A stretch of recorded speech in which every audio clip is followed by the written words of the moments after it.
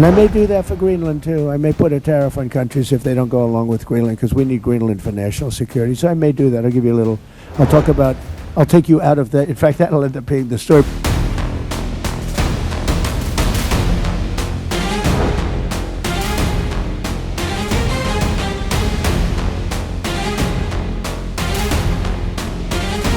A stunning escalation across the Atlantic.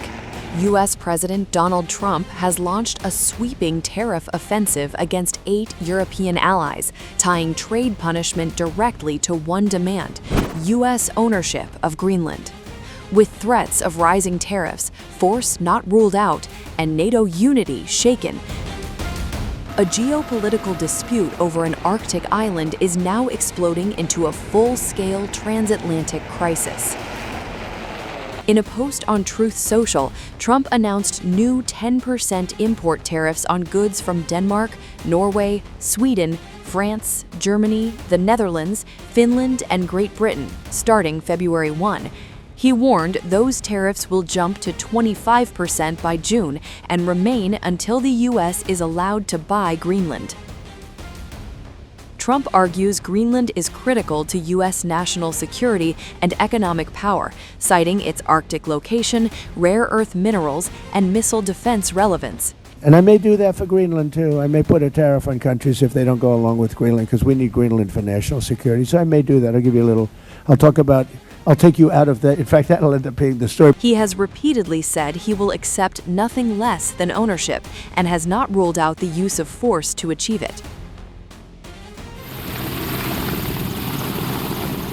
Denmark and Greenland insist the island is not for sale, and European leaders have closed ranks in response. Thank you.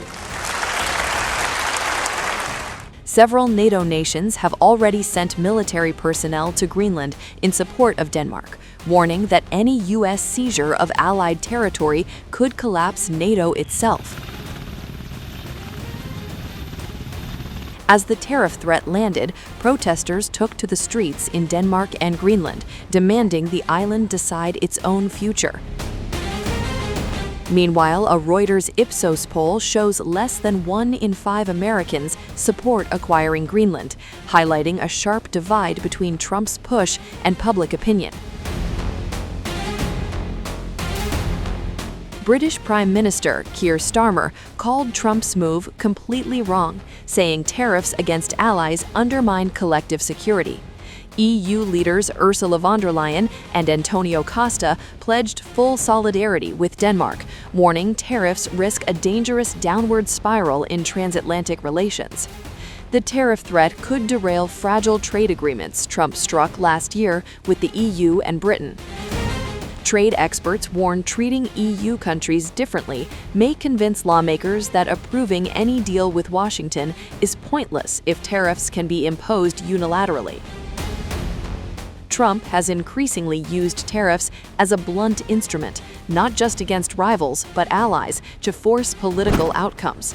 In this case, trade penalties are being deployed to extract sovereignty concessions, a move European officials say crosses a dangerous line.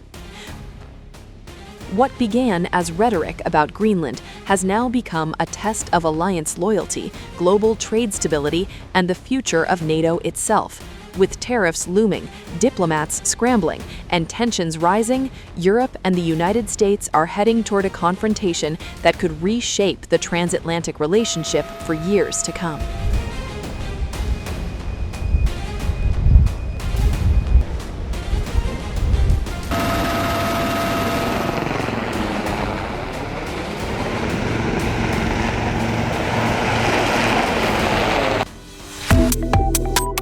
Subscribe to One India and never miss an update. Download the One India app now.